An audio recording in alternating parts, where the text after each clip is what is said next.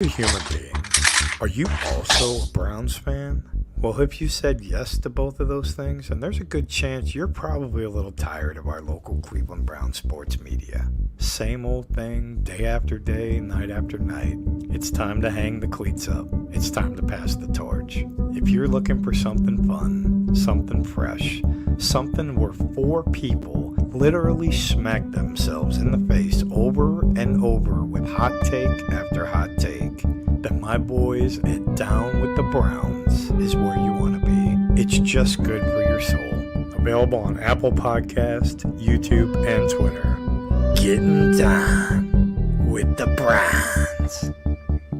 And welcome back to a very big episode of Down with the Browns. We've got our newest addition to the Down with the Browns team, Jake from Stat Farm. It still says on my name State Farm instead of Stat Farm, but good to be here. Yeah. Pleasure For to be copyright here. reasons, we said Stat Farm because I did look. There's nobody under the name of Stat Farm, so we can legally use that. So, and Mac the Buffalo, he's back after our week hiatus that we did not plan. Yeah, it's a lot of technical difficulties over here at Down with the Browns. We're not the most organized group. Big shocker to absolutely nobody.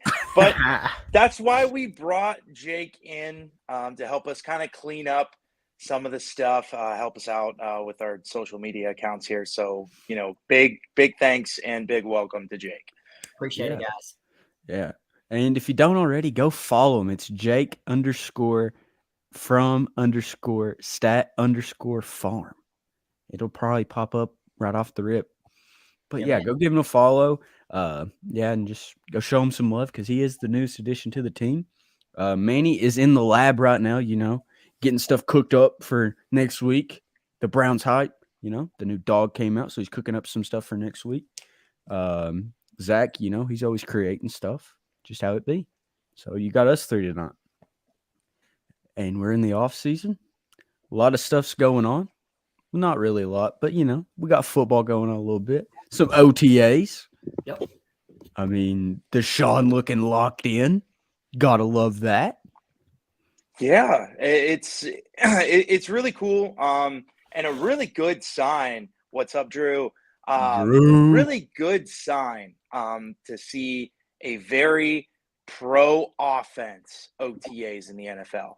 Because especially in these 7-on-7 situations, quarterback has all day to throw. There's no pass rush. It's just him reading the defense and, looking for the open man. So the offense really does have a lot of advantages kind of through this camp. And there wasn't a single bad incompletion. Really the only turnovers that I saw were of broken up passes, a lot of tips.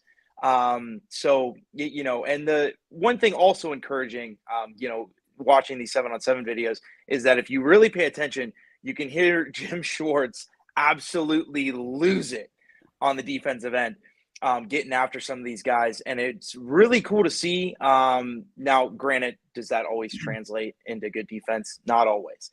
But one thing that we saw with, Joe Woods' defense in the past is it seemed like guys were unmotivated. There was no one to light a fire up into someone's, rear end. And there was a lot of blown coverages, a lot of stuff that they could have fixed in camp. So it's really good to see, both offense and defense out there. And definitely a lot of minute things to talk about, before we get into the season.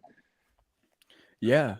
And what have you saw so far, Jake, from just the clips on Twitter? And I don't know if you've watched any of the OTAs other than the stuff on Twitter. Because as far as just the OTAs, mainly as Mac was saying, the offense has looked so much different, so much better. Like last year, we were run first. I feel like this year it's going to be much more elevated passing game, much more elevated on the wide receiver side.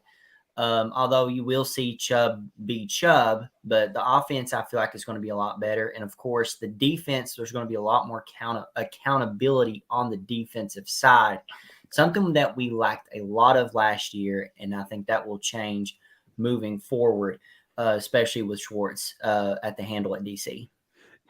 You know, one thing I just thought of, you know who's over our the tightness of the group here at Down with the Browns? It is Joe Woods. He does keep us accountable.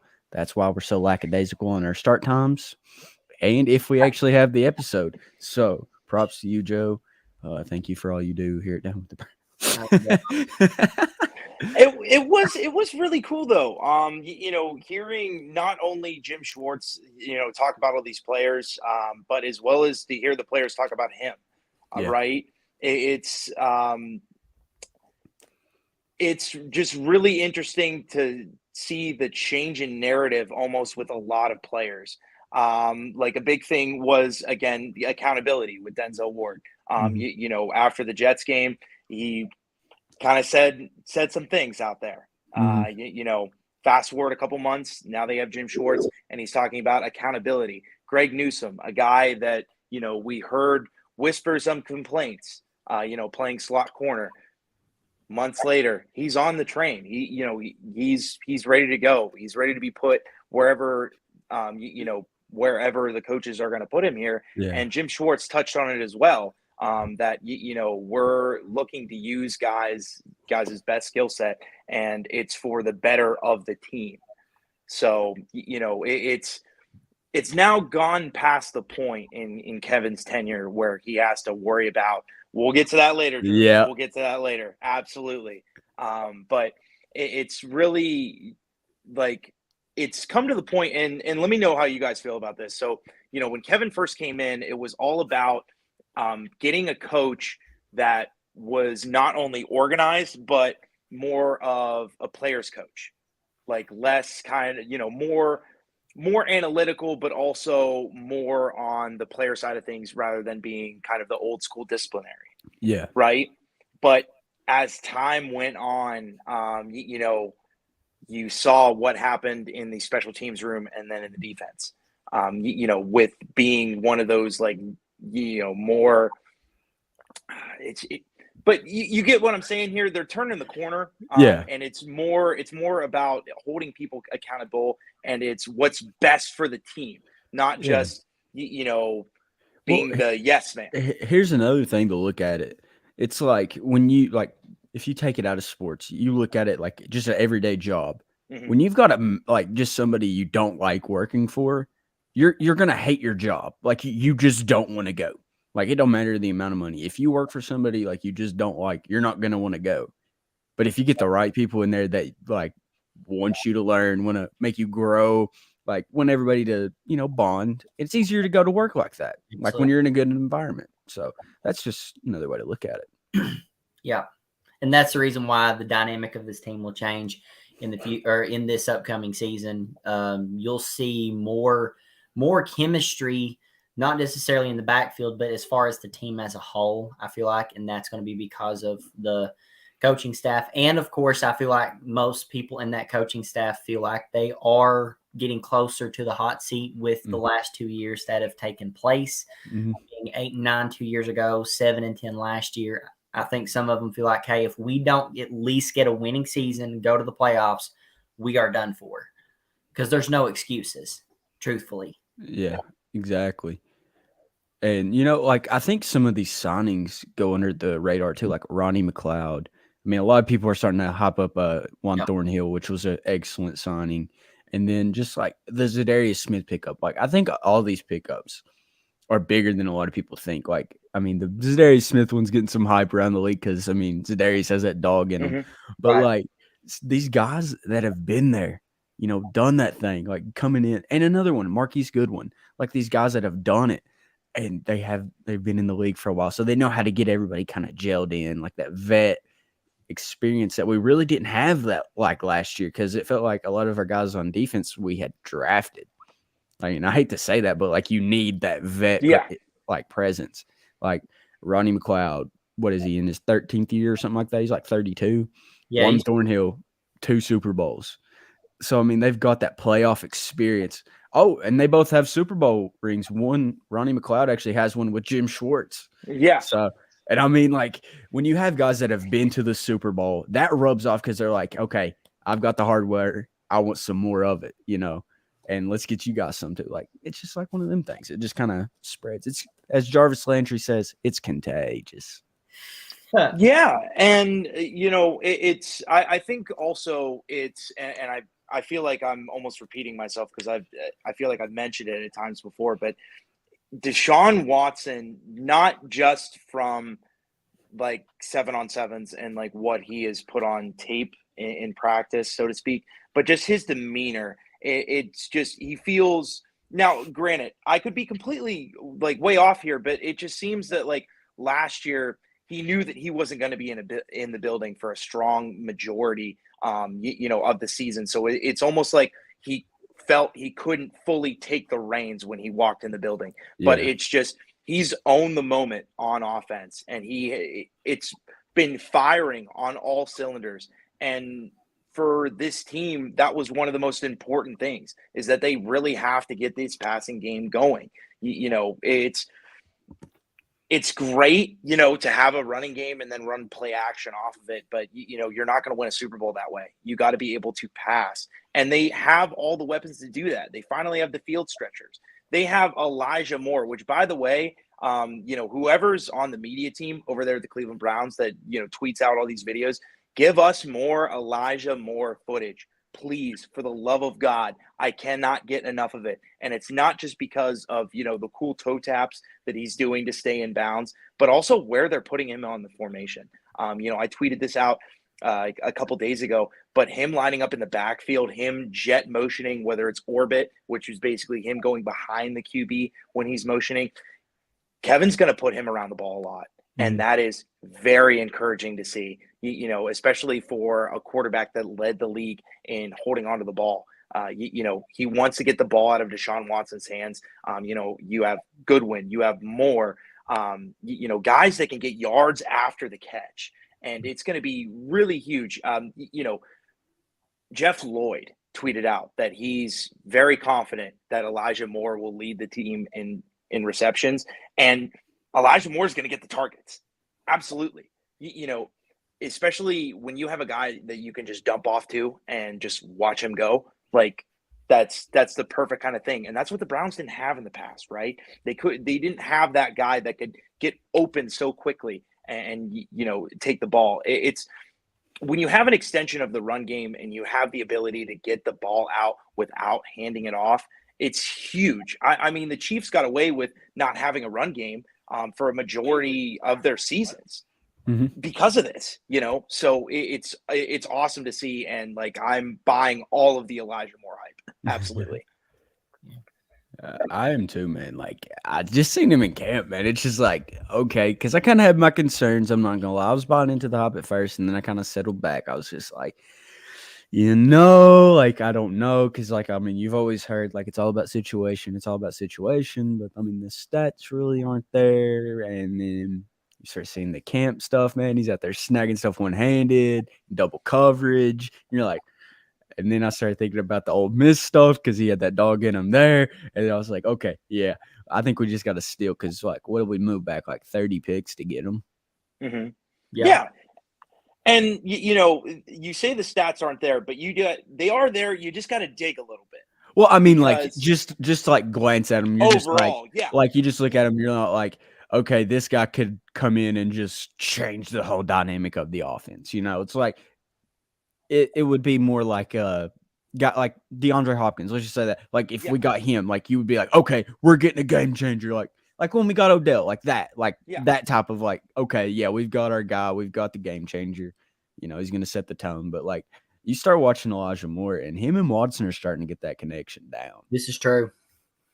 And those 12 games without Zach Wilson are pretty damn impressive with Elijah Moore. And I encourage anybody at home that's listening to us right now, just take a look back. I mean, 33% of his yards came after the catch with those guys. I mean, averaging 50 yards a game. And he's only had like 2 drops in his entire career. Yep, 2. So just a sure-handed guy that has the speed to stretch the field. And that's just what they need, right? They don't. And this is the hugest misconception that I've seen this entire offseason, is that they say, oh, well, the Browns need a true wide receiver one. That's not true. Amari Cooper had one of his best seasons in Cleveland, and he's a damn good wide receiver one. Yep. DPJ is very explosive on that end, but he just doesn't naturally separate well due to speed. He's fast, but he's just not that, track speed that Marquise Goodwin or Elijah Moore have.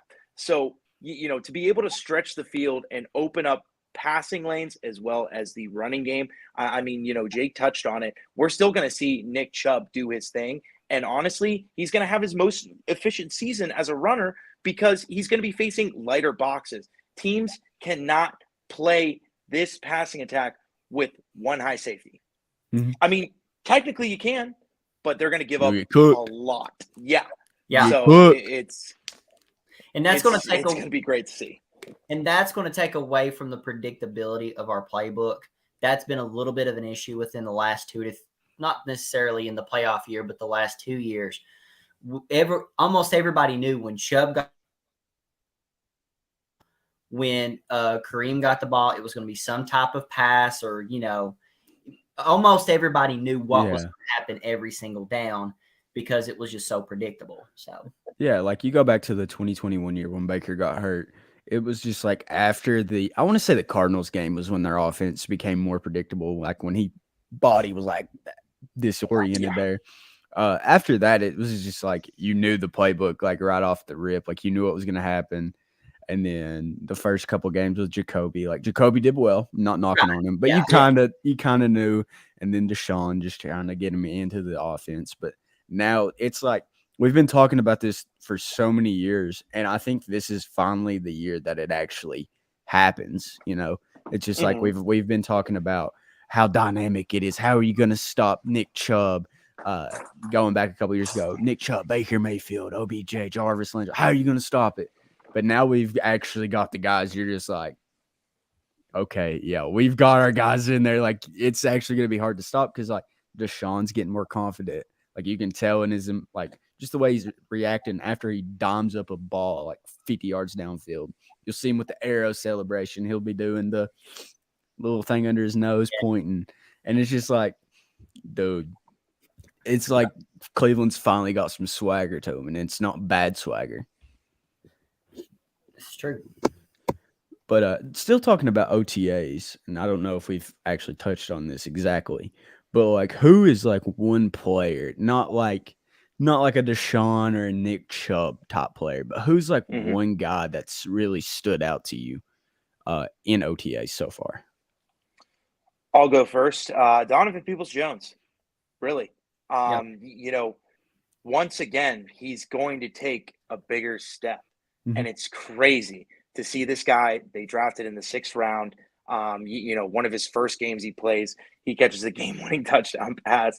2021 unexpectedly becomes the wide receiver one and is 3rd in the league in yards per catch. And then you have last season, he almost has a 1,000-yard season.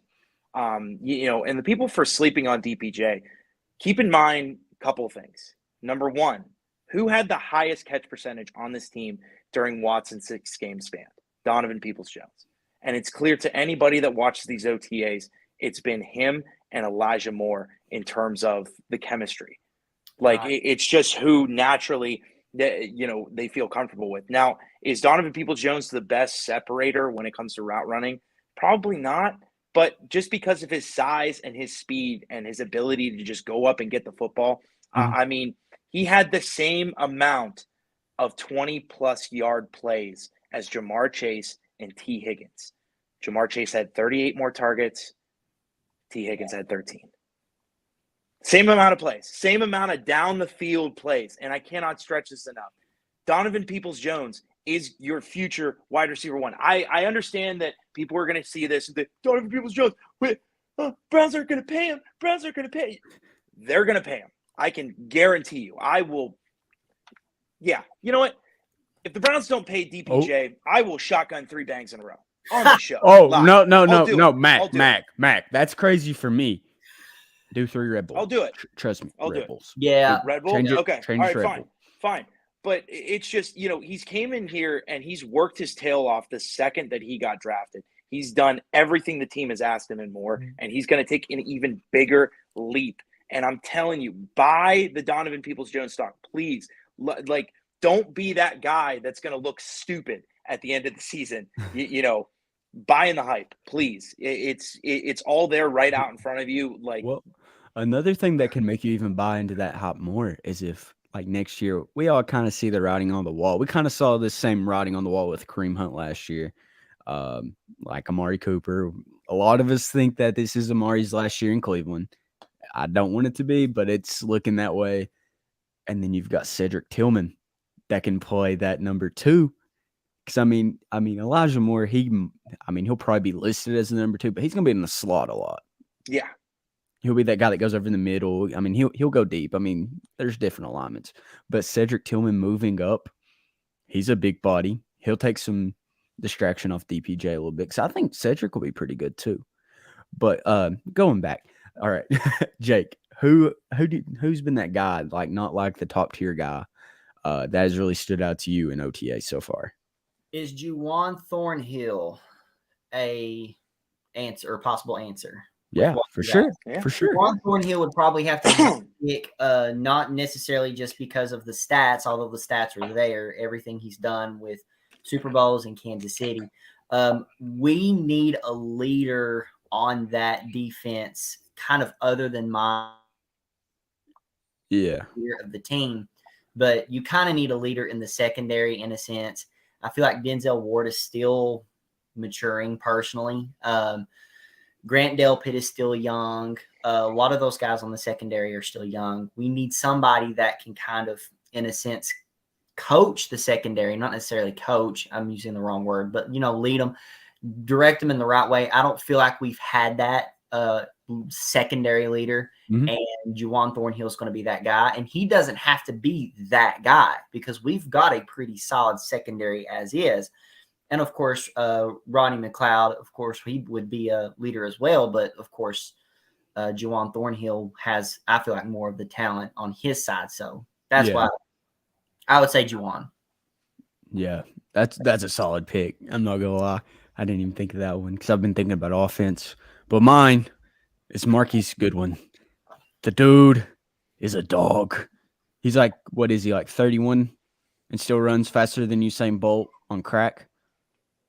I mean, not the second thing that you said, but yeah, no, he's a world class speeder for sure, bro. And some of them catches, man, you're just like, and I mean, he's just like so quick, man. It's just like it's like you're watching the Flash. It's like he just goes and he's gone. And I'm like, and then it's just like, man, I think he makes the roster. A lot of people are saying that he might not, like he might be one of them cuts. I think he's going to be on the roster. Yes, and I think his presence just as a vet, it's going to be huge on that wide receiver room, even for Elijah Moore, because he's a speedster. He's done it. And man, if he can just he don't even have to put up 1,000 yards, some like absurd stat line. If he gets like 20 to 30 catches, 4 to 6 touchdowns, I think that's a perfect season for him. Yeah.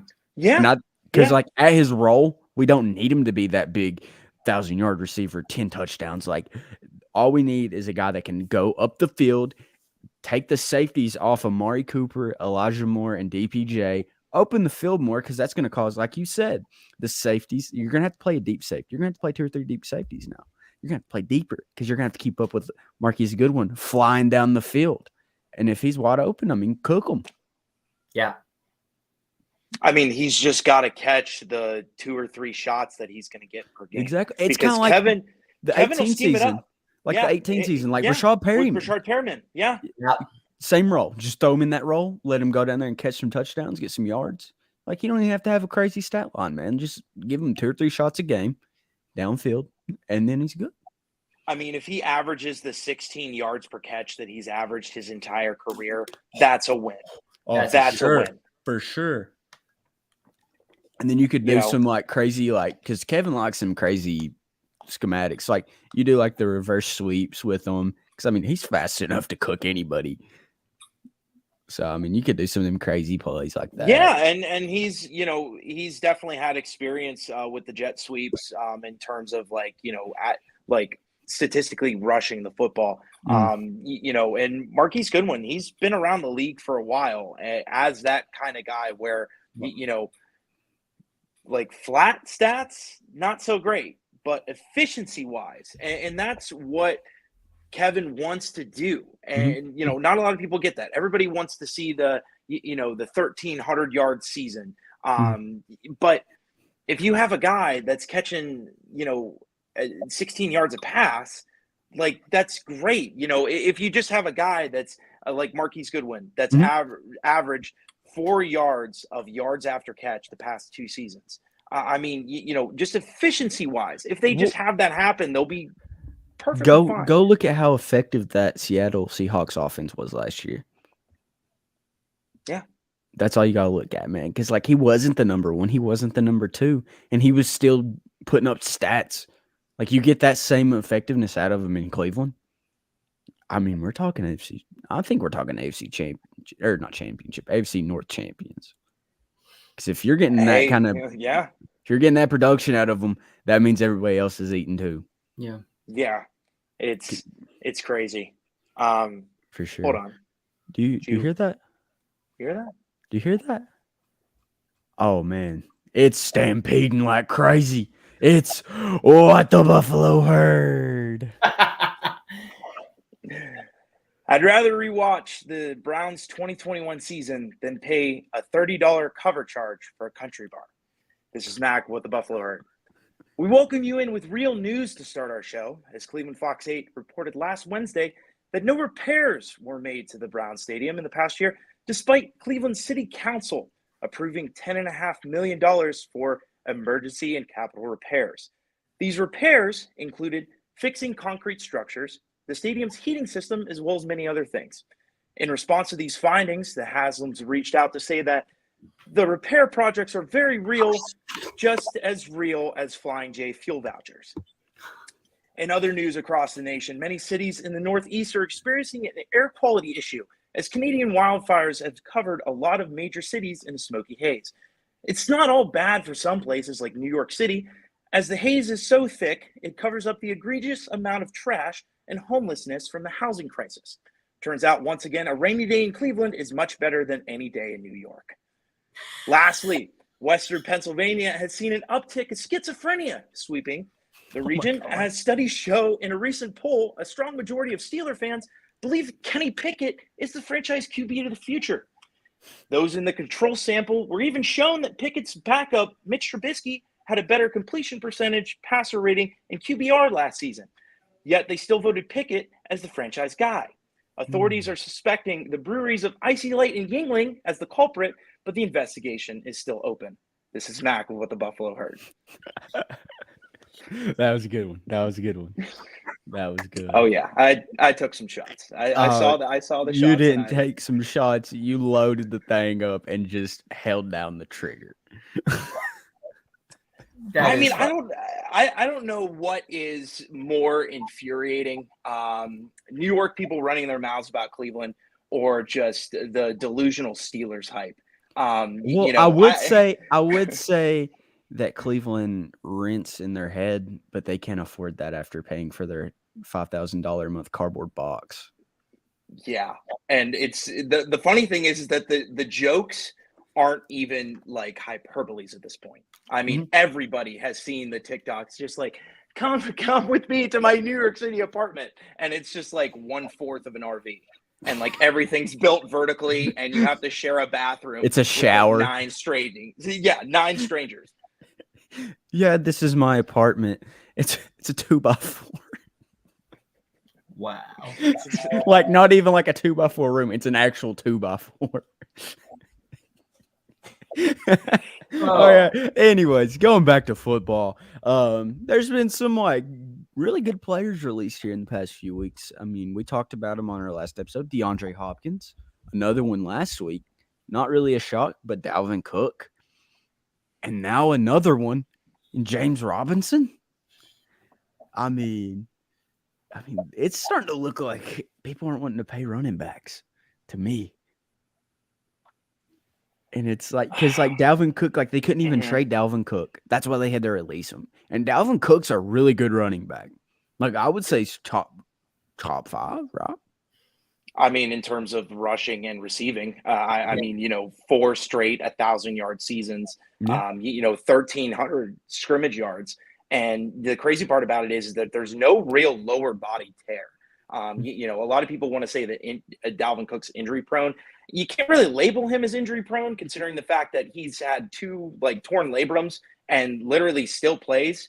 Just, hey, coach, throw a shoulder harness on me. I'll go ahead and I'll play, and my production won't dip at all. Which is kind of really nutty to think about, considering the fact that you need the shoulder rotation and flexibility to catch a football.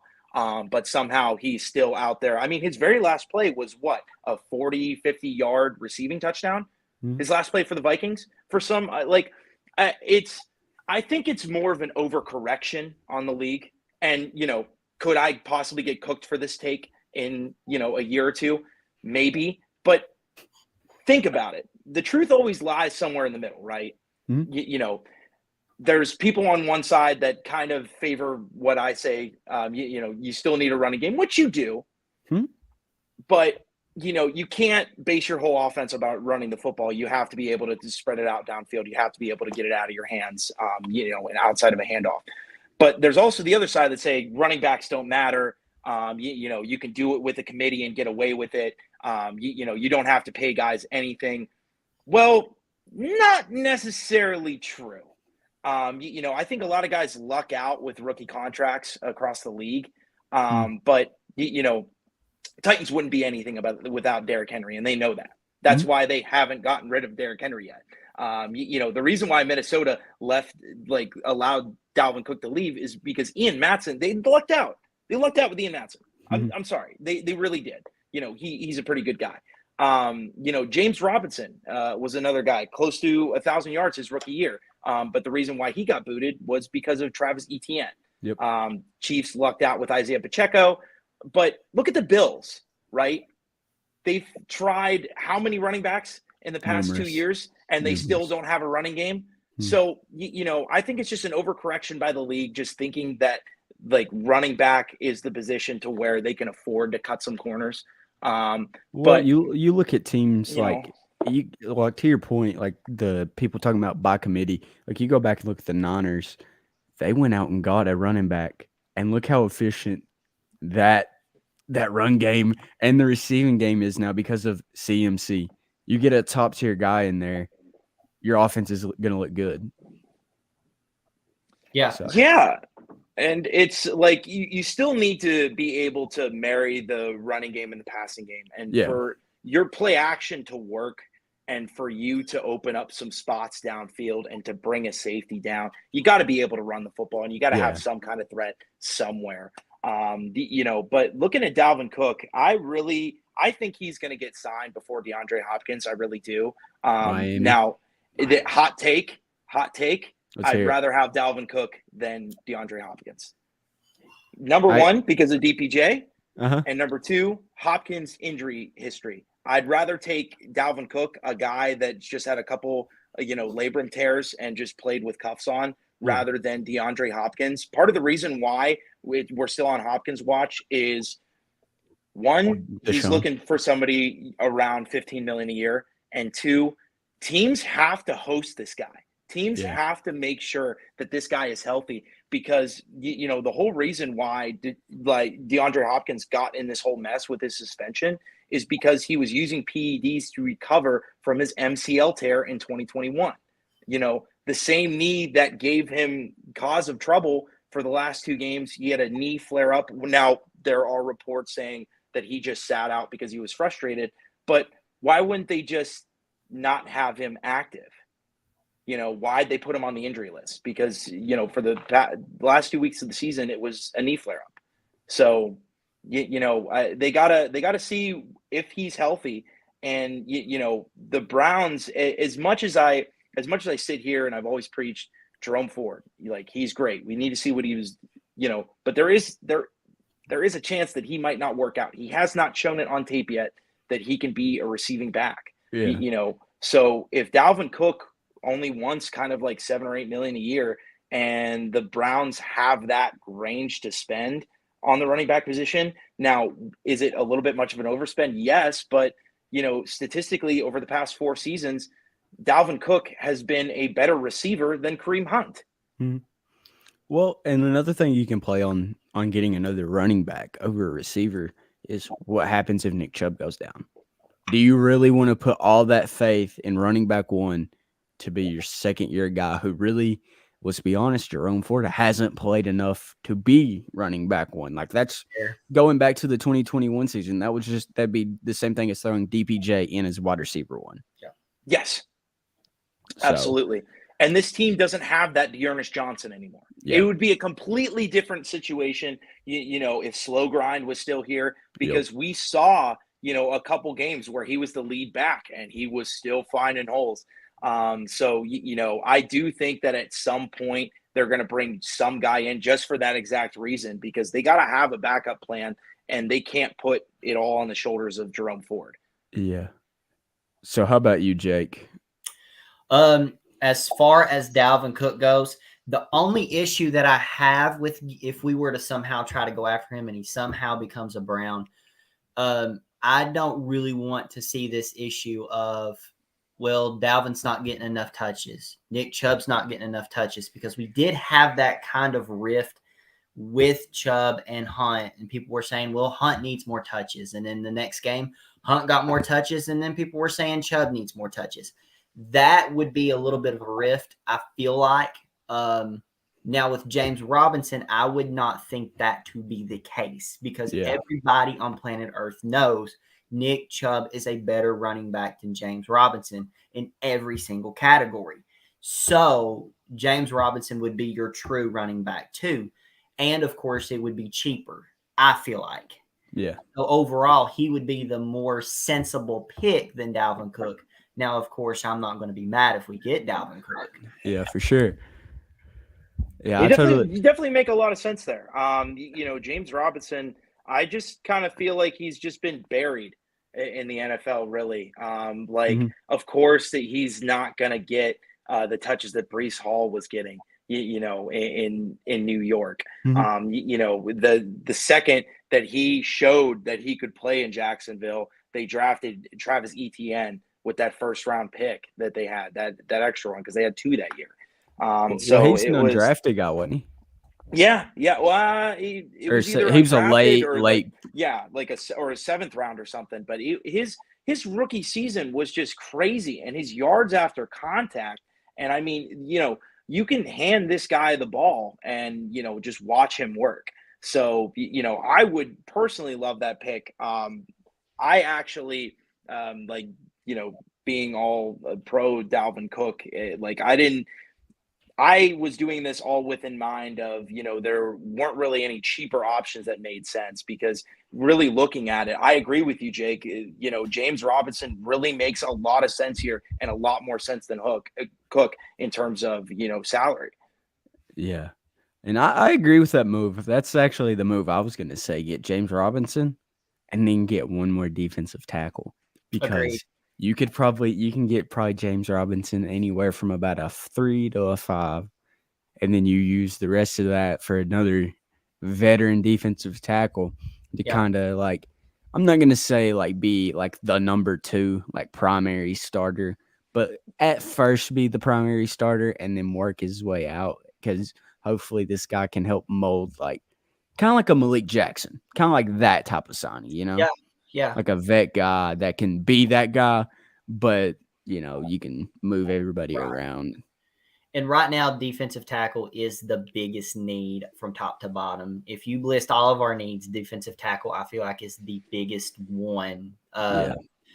Unless they were to somehow move Za'Darius in the inside or something like that, I don't even know how that would work. That's just a weird thought. I mean, that could be a total dumpster fire for all I know. It's just a thought. But back to James Robinson, you truthfully have nothing to lose getting him. Yeah. He's kind of like almost an insurance policy in a sense, because if something were to happen to Chubb, and I hope that never happens, you've got Robinson that's there to kind of carry the load and forward as well. So truthfully, you got nothing to lose. Yeah. That's for sure. Like, I mean, you go back and look at his stats. Like you said, Mac, he had that rookie year, 1,000 yards. The next year, it kind of dwindled down. It was about 780 something. And I mean, he still had like 7, 8 touchdowns. And then Yeah. ETN kind of took over in 2021. Then it's kept going down, but he still had 500 yards as the backup. But like, if we did get James Robinson, but it's like, if we did get him, he would be more of the receiving back. And that's kind of what Mhm. this offense has missed the past few years. Cause like, which we really primarily Kareem Hunt was that guy in the receiving back role. And he really didn't do that much last year. And you get a guy that's a little bit younger, a little bit leaner, and is kind of built more for that receiving back role, like a James Robinson. Yeah, no, and not to change too much of the subject here, but to talk about defensive tackles, big surprise, a position that I'd like to talk about. But I want to get your guys' feedback here in terms of the player that I'm going to talk about, as well as like who else you would put under that umbrella. But especially now with these Browns teams, there's a lot of locks on this roster, so not a lot of competition, not a lot of camp flyers, so to speak, coming in.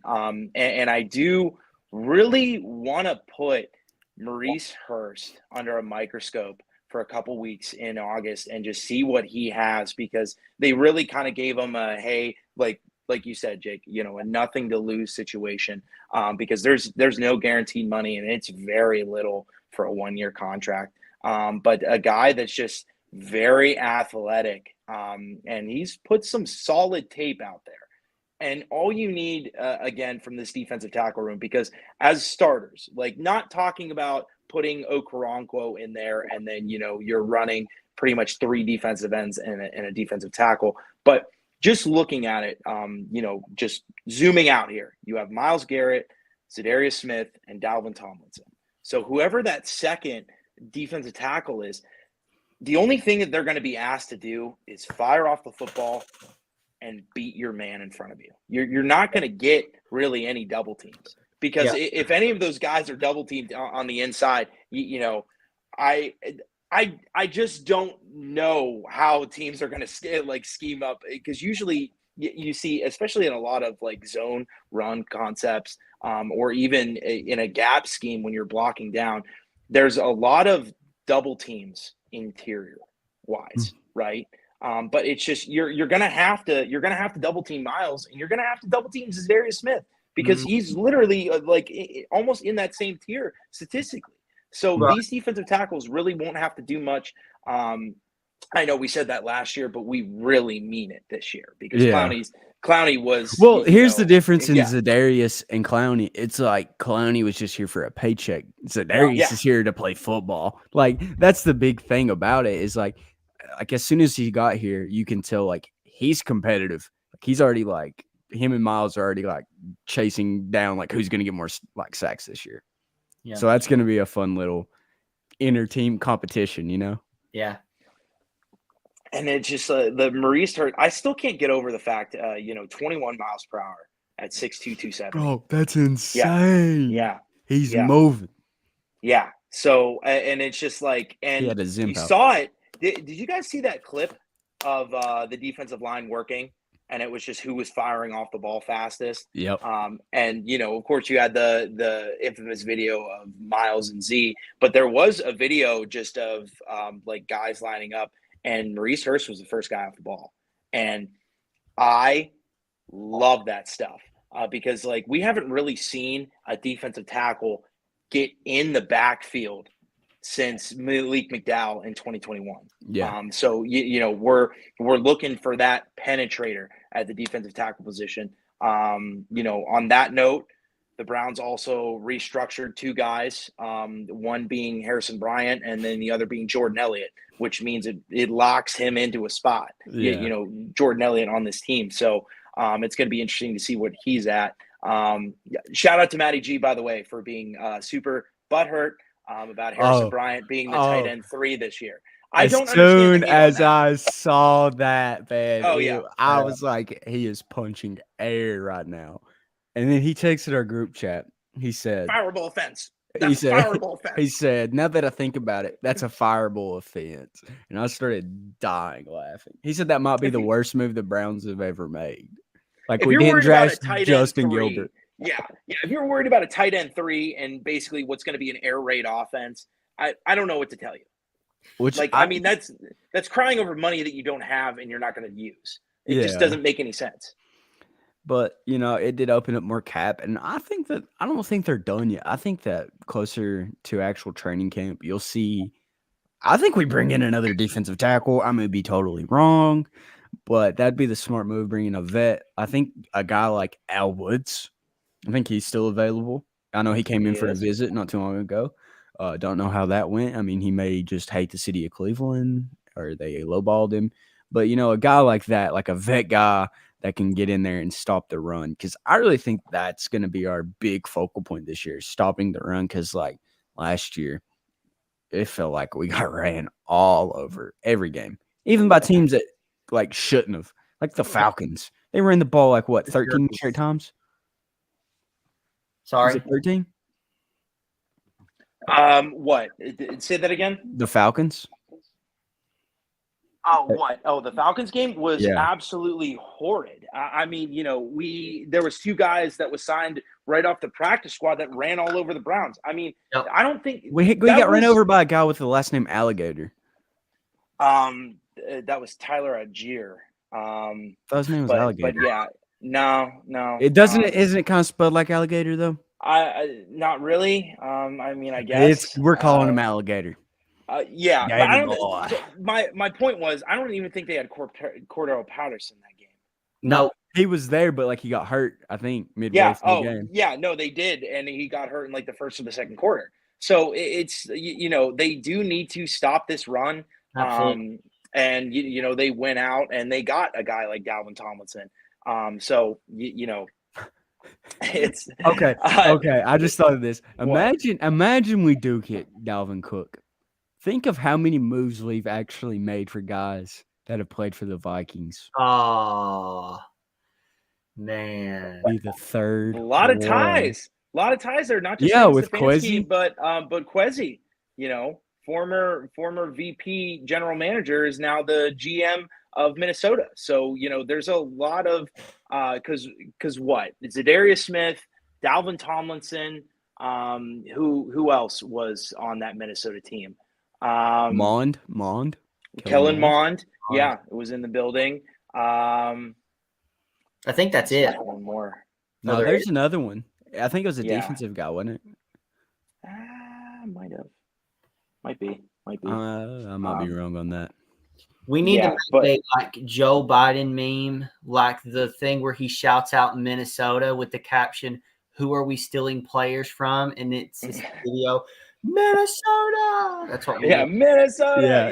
Yeah. Just wait for that meme to be brought to you by Down with the Browns if we get Dalvin Cook. Just wait for it. Don't even look for the contract. Just look for that meme. I feel sorry for the Vikings, though. I mean, they were like in the playoffs. They won the NFC North. They were on the right track, and then they just out of nowhere they lost everybody. And it's they're just cutting cap because they're like, we're They're wanting paying to Kirk pay- a lot of money. They're wanting to pay and it's JJ. just- yeah, and they got to pay Jet. So it's going to be really interesting what the hell they're going to do, because it's just like they're not good enough to win a Super Bowl flat out. And I don't think they're going to win the division next year. I think there will be a wild card team, but it almost seems like Detroit is in the driver's seat here, and it's their division to lose because Jordan Love, despite what Matty G tells us, I don't think that he's a top 15 quarterback right now. I mean, I hope the guy does well, because if he doesn't, it's going to be horrible for him. Yeah, it's going to be bad. Aaron Rodgers is going to make that dude's life like that. If it's not, like, he's just going to send him thank you cards or something like that. Yeah. Like, great game. Like, Great game. Just threw 5 picks. Great game. Did you see his Aaron Rodgers comments on Zach Wilson coming out of practice, where he's like that guy hasn't made every day of my life living hell? Oh yeah. That's Like, funny, man. it wouldn't surprise me if Aaron Rodgers took a couple shots at Jordan Love if Jordan Love didn't do so hot next season, because Aaron Rodgers is that petty guy. He always has Oh been. yeah. But going back to the Browns here, what are some of your guys' camp flyers that you're paying attention to? Perrion Winfrey. Okay. I'd say he's kind of on a shorter leash. I mean, last year, the scooter incident, the coach stuff, showing up late, and then this little incident that just happened, which all charges were dismissed. But he's still probably on a short leash, and he's gonna have to show something, man. Because like last year, he showed a little bit, but not a whole lot. So I mean, he's a 4th-round pick. There's not a ton of money invested in him, so he's gonna have to prove himself. Yeah, man, there's a ton of camp flyers that you could really name off. Of course, Deshaun Watson is the obvious one, with every his progression from last year. Yeah, I mean, So so just for clarification, camp flyer as in like not a lock to make this. like as in, Yeah. Oh, Yeah. I thought you were trolling. I thought you meant flyers in someone that's just progressed throughout camp. That's what I thought you meant. No. Like a guy Okay. that has a chance of not making the roster that you're paying attention to. I Yeah. clearly Yeah. misunderstood that I question. thought you were trolling. Yeah, Jake, yeah. 'cause you No, were I thought you were smiling. taking some big shots, and I was like, wait, this dude is serious. I got No, I just misunderstood. As far as yeah. really, Oh. as far as that concept, Perrion is Christian named the best one in that area. I can't necessarily think of anyone else that is, even as far as the hot seat goes, players wise. I'll just have to side with Christian on that one. Heck yeah.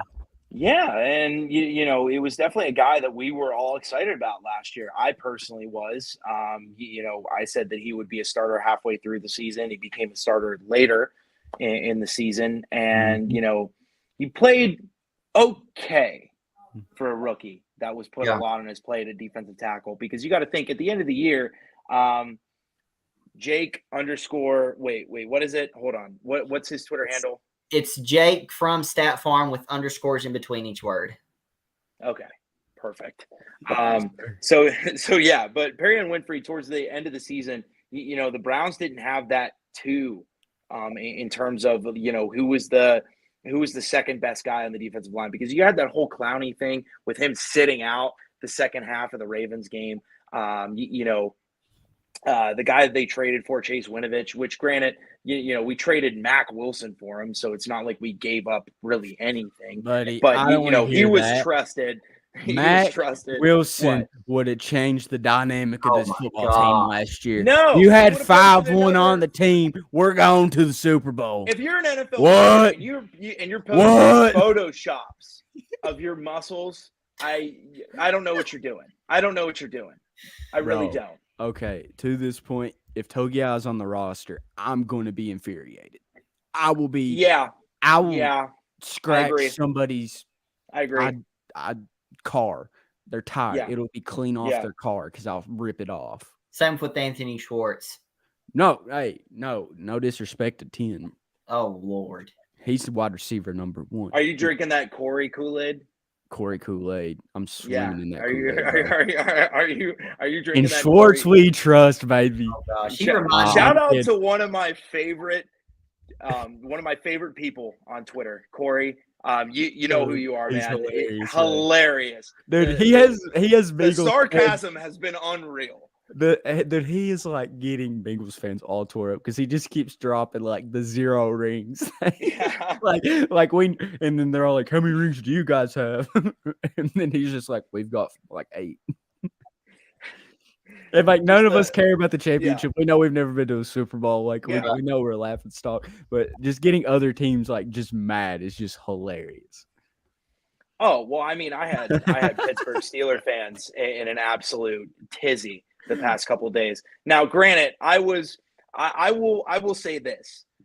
I saw Nick Carnes take his shot at Kenny Pickett. saying that Baker Mayfield threw more touchdown passes than Kenny last season, which, by the way, think about it. A guy that Crazy. bounced around that was practically on 3 teams in 2022, going from Browns to Carolina to the Rams. And he still had more touchdown passes than Kenny Pickett and did not nearly start the same amount of games for sure. So that was kind of nutty to say. Yeah. So I just kind of quote tweeted it and said that Kenny Pickett was the only, Zach Wilson was the only starting quarterback last year with a worse passer rating than Kenny Pickett. I mean, I said it earlier about, Mitch Trubisky having, being better than him in a couple of stat categories. I don't understand. I really don't. It's different because people immediately point out, oh, well, you guys were hyped about Baker. Baker set the touchdown record. Baker got a playoff win. There was legitimate things where you could pull up and you had an argument. Well, okay, here's the thing with that thing too is we went from 0-16 to winning 7 games the next year because of our rookie quarterback. Yep. That's the difference there. They went from a playoff to that, It's a 9-8. Yeah. 9-8. I mean, it's still good, but that defense is insane. So, that defense won them a lot of games last year. Yeah, it won them a lot of games last year. And it's just okay, so you outscored Marcus Mariota, Andy Dalton, Snoop Huntley. I would hope that you can score more points than those quarterbacks. And people immediately want to point out, oh, well, Deshaun couldn't do it. Well, Deshaun also didn't have a top 10 defense. You want to know how Pittsburgh got to how they were is because they hung around for the entire game because they have Cam Hayward, TJ Watt, and Alex Highsmith, right? Mm-hmm. 3 amazingly solid guys that play very close to the line of scrimmage. And it's just, they have one of the best free safeties, one of the best cover safeties in the NFL, Mika Fitzpatrick. It has nothing to do with Kenny Pickett. If you put Mitch Trubisky in there, you would, at worst, listen you would to these probably scores. maybe lose one more game. Listen to these scores at the games that they won. 20-18. Okay, they lost this one. It was 10-16. They put up 13 versus the Eagles. Yeah. 20-10 versus the Saints. 24-17 Colts. 19-16 Falcons. 16-14 the Ravens won that game. 24-16, 13-10, 16-13. They had a bunch of games where they didn't even score in the 20s and 13 games, not a single game that he played, he had 2 touchdown passes in. He had 2 games with 3+ interceptions. A 7 touchdown to 9 interception ratio. And because of a couple good games against bad competition. Let's let them get hype. Let them get hype for him. Because you remember the downfall Baker Mayfield had? Yeah. Yeah, they're not even going to get a downfall. He's just going to stay the same. It's just going to be I get it. I get why they're hype. It's cool to see a rookie quarterback do decent, because you're not really expecting some MVP caliber rookie quarterback. And I mean, he did give him some stuff to get hype about, but the guy is not him. If he shows out this year, I'll eat my words. I'll say I was wrong, but I don't think I'll be wrong on this take. He's not good. He's not. Honestly, that quarterback class that he was in and he was the first pick, I think that says a lot about that quarterback class, actually. Well, Brock Purdy's a better quarterback than him, and he's the last pick in that whole draft. Absolutely. Yeah. I'll say that. No, you can clip that. Brock Purdy is easily the best quarterback of that draft. But the crazy part about it is, just look at the quarterbacks that were taken after him. Malik Willis, wasn't even ready for the NFL. Who was the Titans already moved on from him? Yeah, the Titans practically already moved on from him. Corral. Yeah. So Matt Corral, the reason why he dropped so low is because he got injured on his very last game of his college career in bowl season. So it's just like there wasn't really any. Now, of course, you had Brock Purdy, who went from Mr. Irrelevant to the best rookie quarterback, last year, and easily. I mean, 49ers were my Super Bowl pick up until that elbow injury, and it's really crazy to see him only a couple months later, slinging the rock. But going back to it, Pickett being a first round pick, it really just kind of blew my mind. Let's say this: if Pickett was in this draft class that just got picked, I don't even think he's picked in the first 4 rounds. Well, okay, so let's just go through the rookie quarterbacks this year. Bryce Young, not going over Bryce Young. Nope. Who else? Anthony Richardson. No way. Levis. Nope. DTR. I don't know who got picked in the third or second. People might go with Pickett instead of DTR. But okay, so he would be the 5th quarterback taken, right? Yeah. More than likely in pretty much like any other class. I just don't get it. I don't get it. It's even the Steeler fans amaze me when they said that he had a better season than Deshaun Watson. Well, first of all, Deshaun Watson did not play football in 700 days. Rust was a real thing, and you saw it. And the crazy part about it is that Watson still outperformed Kenny.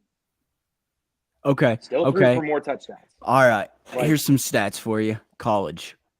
All right. Which quarterback you taking? The guy who had 88 touchdown passes with a QBR of 145.6, or a QB rating, sorry. Or the guy who had 81 touchdowns in a quarterback rating of 136.3. I mean, obviously going to take the first guy. More touchdowns, higher. Do you want me to add rating, right? Do you want me to add in the yards and the percentage? Yeah, what's the yards in this? Okay, percentage? So the first guy with the 88 touchdowns and the 146 had 10,710 yards and 63.3 passing percentage. Okay. The other guy had a 62.4 with 12,303 yards with a 7.3 yards per pass or yards per attempt, and the guy with 10,088 touchdowns had 7.9. I mean, give me touchdowns and a higher passer rating rather than higher yards. Okay. What about you, Jake? Same thing? Yeah. Okay, you just picked DTR over Kenny Pickett. Yeah. Now that's funny. I don't care who you are. That's funny. Yeah. Wow. I mean, that's not including rushing stats. Okay, so rushing, Kenny had total 809 yards, 20 touchdowns.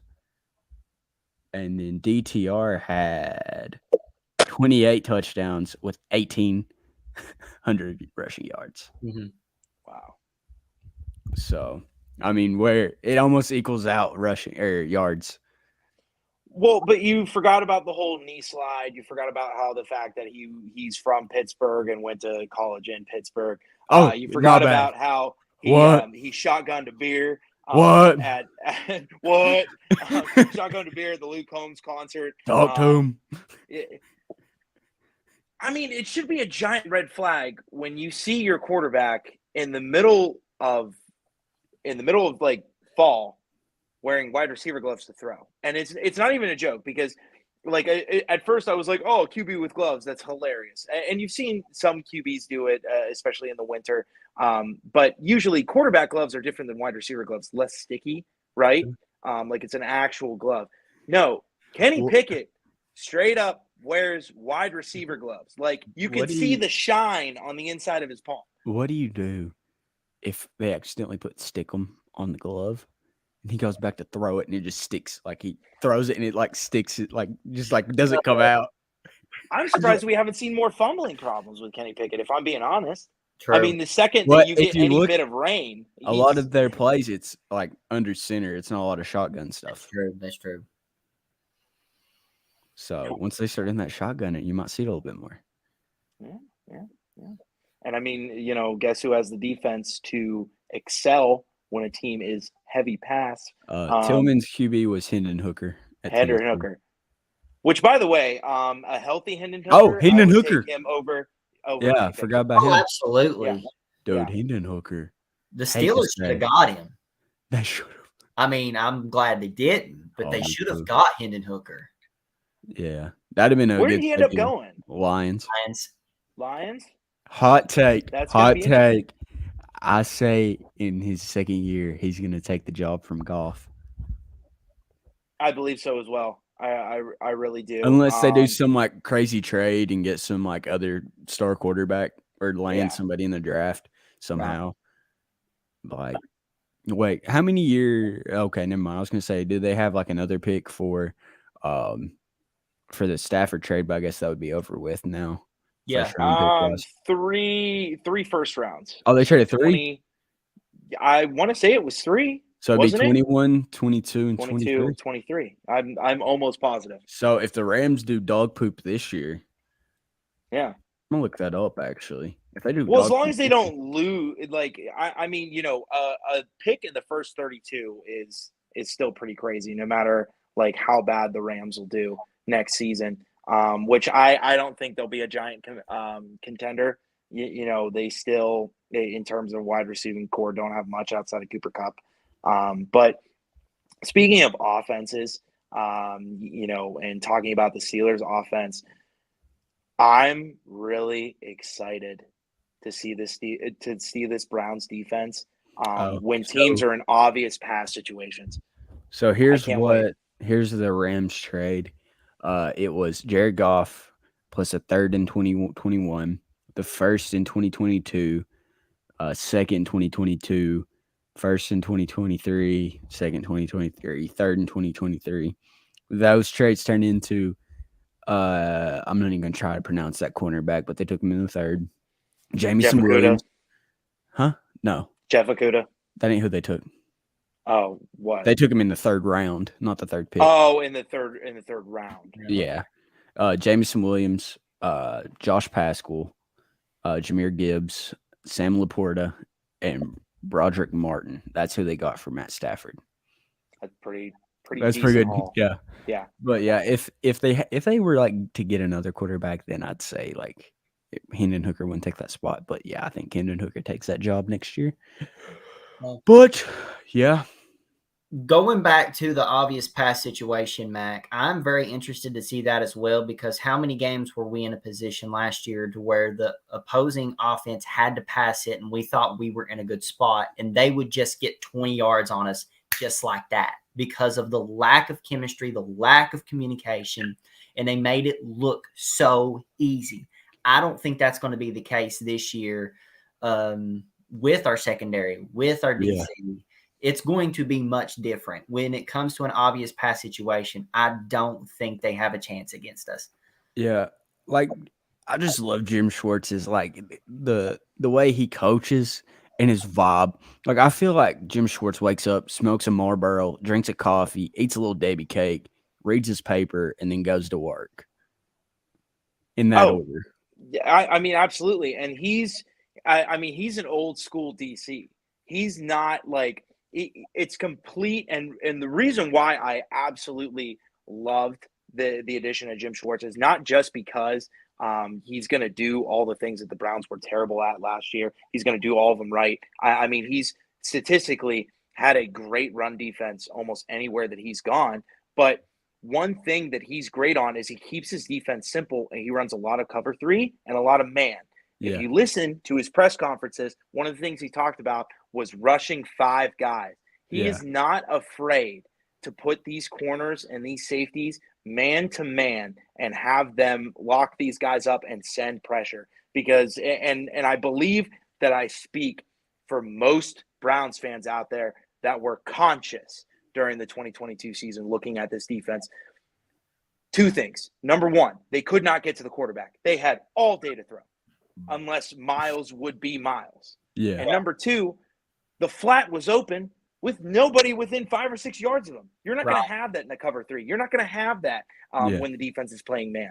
So, this defense is going to be completely night and day. Unless all hell breaks loose in the most Browns fashion, this defense will be the most improved defense across the league by far. Oh, and going back to the campfire thing, I'm going to change my answer. I just thought of this. Okay. Because talking about Jim Schwartz made me think I'm going to change it from Perry on to Jordan Kunasik. Because okay, I see you. I know exactly where you're going. Yeah, go ahead. Because the other day, Jim Schwartz was wearing his jersey. And that can only mean one thing. If the coach is wearing your jersey, you're standing out. You're doing something right. And from the way I've heard Z talk about him, he's put on some muscle. He's gotten a little quicker, and he's gotten dialed into that playbook.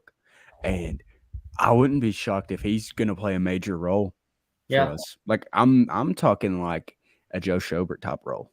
Ooh. Like I wouldn't be shocked. I mean, they're looking for linebackers to step up here. And last year we were really looking for that too. I mean, you had Jordan Phillips. I mean, he got hurt, but when AWOC went down, I mean, Jordan Phillips looked like he's going to be that guy. And then after the Pittsburgh game, he really wasn't showing up. He looked lost. And, Sione Takitaki having a great stretch of games. And then he tore, I believe it was his hamstring, wasn't it? Yes, I believe so. And then Tony Fields jumped in, did good that game. And then you just kind of fell off. I feel like our linebackers, like a lot of people were like, why didn't we draft linebackers? Why didn't we draft linebackers? And I think that's why I think Jim Schwartz is confident in the group we've got. Because, I mean, we brought back AWOC. We brought back Taki.